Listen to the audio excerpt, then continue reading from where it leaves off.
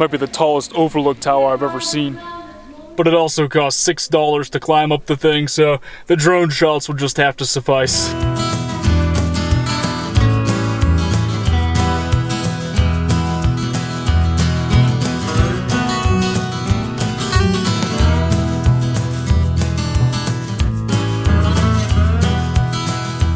So our campsite for the night is up that dirt road. It's supposedly a horrible trek to get up there. It's like 3.5 miles. I think that one of the reports did say it was recently maintained, and it looks okay from this angle, so I'm gonna give it a go. Everyone says it's a beautiful view once you get up there, and it's a really awesome campsite, so I'm pretty excited to check it out.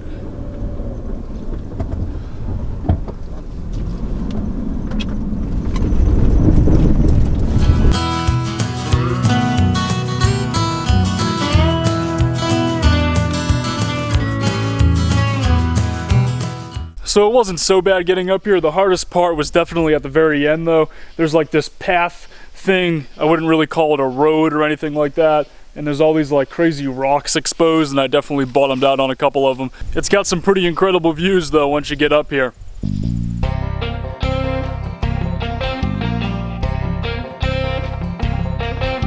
Looks like I'm about to get some company. So the deal with this site, I found it on freecampsites.net. It's not technically a campsite though, it's really just an old rundown picnic area. There's a sign at the bottom that says it's for day use only, but a lot of folks have left reviews on free campsites saying that they've stayed here for a couple of nights without any issues. The area doesn't really look like it gets a whole lot of use. All the picnic tables still have stuff on them. They look like they haven't been touched in a while. There was someone who just came up here to take some pictures for a little while, and I talked to him for a second, and now he's already headed back down. So I'm gonna give it a shot for the night, and hopefully I don't have any issues and no one comes up here, because I definitely don't want to do that drive down the dirt road in the middle of the night.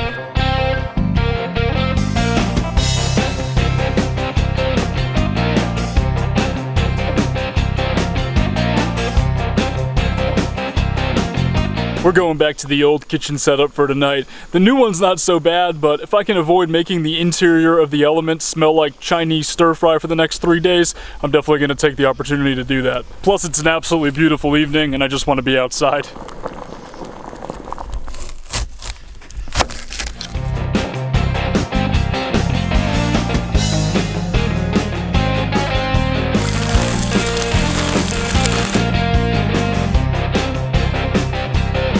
Pretty simple dish overall, just got some vegetables and some red onion and then threw it in there with some of this stir-fry soy sauce here from Walmart, and I'll eat that with some rice that I made earlier, and then I have some beef teriyaki style beef jerky which I'll munch on for some extra protein as well.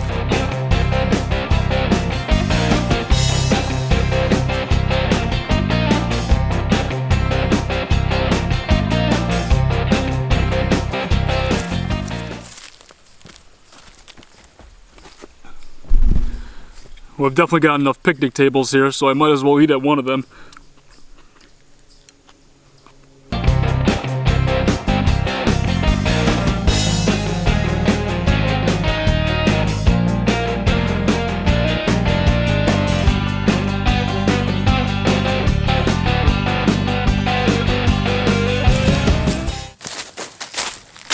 So after dinner, I've just been walking around and exploring the woods that surround the little picnic slash camping area that I'm in right now. I did meet another local who came up. He noticed that I was flying the drone and he had driven up this road to check things out. He said that it's like the first time in 10 years that it's really been passable by non-4x4 vehicles because they just redid it like 2 or 3 weeks ago. Aside from the couple of locals that have been up here to check things out and then left a couple of minutes later, I haven't seen anyone else around. I do keep hearing noises off in the distance though, people talking, and I can hear dogs barking, so I don't know if there's other people camped nearby or if sound just travels really far out here. I'm really hoping things work out and I don't have any issues all night. I'm a little bit worried about it. We'll see how it goes.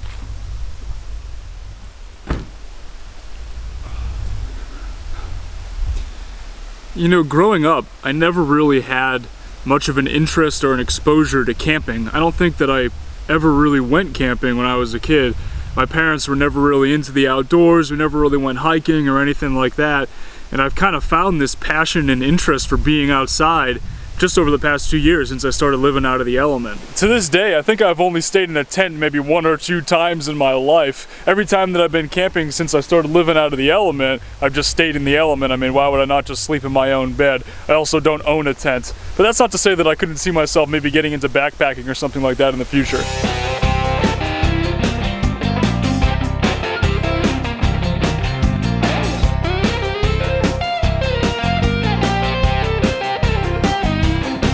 So the campsite ended up working out well. I don't think anybody came up here after that last local that I talked to when I was flying the drone left.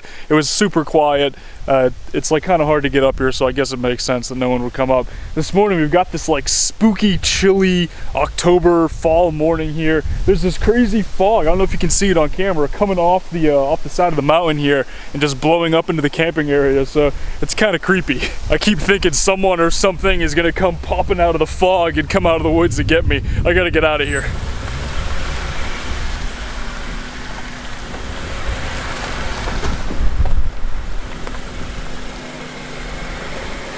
Okay, just to clarify, that's not really much of a road. I would definitely not recommend trying that with anything that's too low to the ground. It's times like these where I wish I had a lift kit on the element.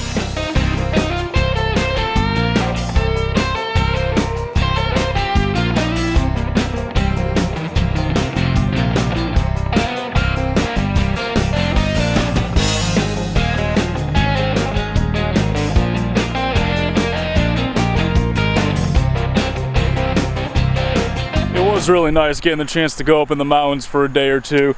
The last few days before yesterday were just absolutely miserable, guys. It was pouring rain and I was cooped up in the element and cooped up at Starbucks all day. I was kind of getting down just because I just felt so trapped. You know, I wanted to go out and explore Charlottesville, take some video in Virginia, but I just didn't really get a chance to do it because the weather was so bad. That is one thing about van life, is that you're definitely more attached to the weather and more bound to the changes in the weather. You have to be able to adapt to them. I definitely don't enjoy being cooped up in the element all day or being stuck at Starbucks all day. I want to be outside exploring, making video, but sometimes you just have to go with the flow and adapt to the changes, and that's a big part of this lifestyle. So for the next few days, I'm going to be hanging out in the Tri-Cities area of Tennessee, just over the border. One of my really good friends lives there, and I'm going to try to catch up with him. I haven't seen him in a couple years. And then after that, I'm going to make my way back into Virginia more than likely. I know a lot of you guys suggested the Cumberland Gap area. Looks really beautiful, so I'm probably going to go check that out. Thanks for watching, guys. Before ending the vlog, I do have one new Patreon pledge to thank,